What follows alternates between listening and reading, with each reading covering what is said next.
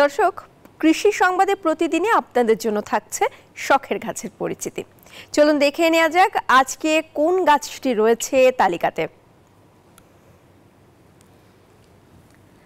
আজকের গাছের তালিকায় রয়েছে পিস লিলি, যার বৈজ্ঞানিক নাম স্প্যাথিলিফিলিয়াম, যার সংক্ষিপ্ত পরিচিতি হচ্ছে উদ্ভিদের গা থেকে পাতা গুচ্ছাকারে বের হয়, ফুলগুলি স্প্যাডিক্সে দেখা যায় এবং চারপাশে 10 থেকে 39 সেন্টিমিটার লম্বা সাদা, হলুদ বা সবুজাভ স্প্যাথে থাকে।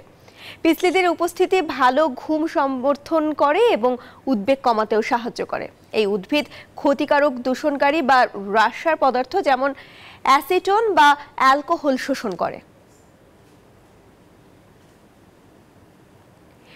এই গাছটি আমরা কিভাবে লাগাতে পারি?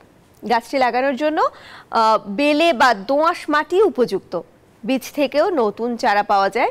গরম এবং আর্দ্র পরিস্থিতিতে বাইরে রোপণ করা ভালো। পিসলিলি গাছের যত্ন সম্পর্কে জেনে নেব এবার আমরা। এটি মাঝারি সূর্যালোক এবং কম পানি প্রয়োজন হয় এটির যত্নের ক্ষেত্রে, তবে সপ্তাহে একবার পানি দিতে পারেন। আর গাছের বৃদ্ধির জন্য প্রতি 6 সপ্তাহে একবার মাটিতে সার দিতে হবে। গাছটি কোথায় পাওয়া যাবে?